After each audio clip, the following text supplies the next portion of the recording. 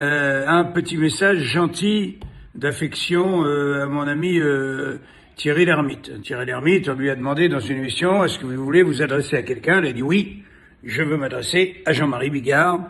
Je trouve que c'est un grand humoriste, mais là je ne l'ai pas trouvé drôle parce qu'il préconise d'envahir le palais de l'Élysée, de sortir tout le monde dans la journée. Évidemment, c'était très fort ce que j'ai dit, c'était tout simplement inspiré de ce qui s'est passé pour le plus grand tyran sanguinaire, assassin, qui s'appelait Ceausescu. Évidemment, c'était un petit peu fort. Mais je demande à Thierry, repense maintenant à la loi d'aujourd'hui. Alors, ne parle plus de complotisme, on parle plus de tout ça, parce que là, c'est une loi aujourd'hui que nos gouvernants donc écrivent avec l'article 6 que tu connais.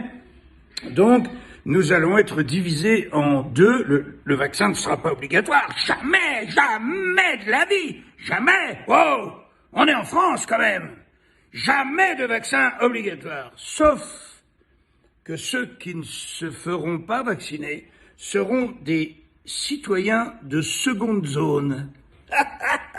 Voilà, ça te rappelle vraiment rien, Thierry? Réfléchis. Quand t'es un citoyen de seconde zone, il y a un mec dans la rue qui dit « Ah ben, vous avez votre carte de vaccination?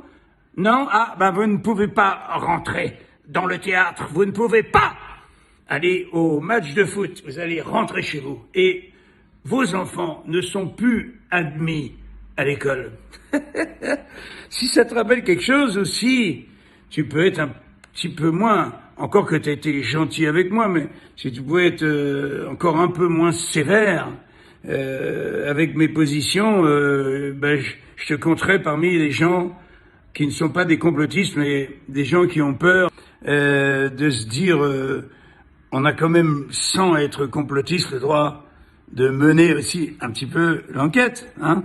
D'accord? Allez, je vous fais des gros bisous à tous.